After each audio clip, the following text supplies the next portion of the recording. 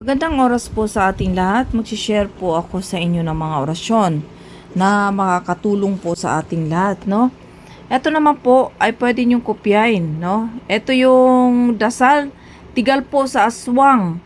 3 times usalin at ihip sa mga daliri at palad.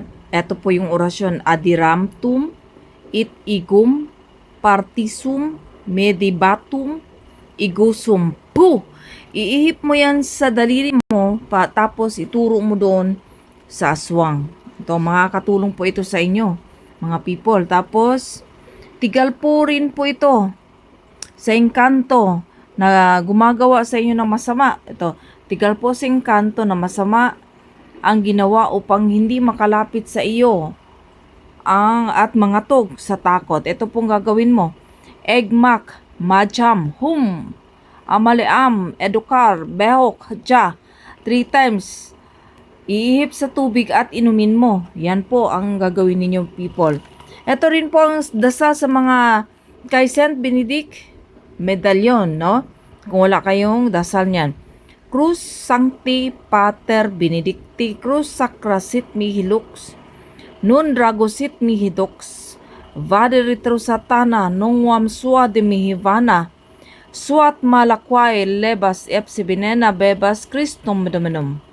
Yan po. So, ang i-share ko muna sa inyo ay 3. Ang tigal po sa aswang. Kung may pakiramdam mo may aswang sa paligid mo, gawin mo yan. Or tigal po sa engkanto.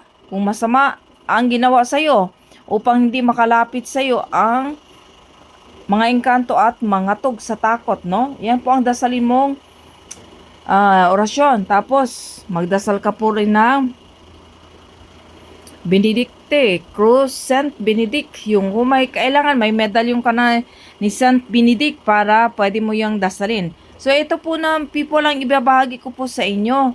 No, ang tigal po sa aswang, tigal po sa engkanto at Saint Benedict.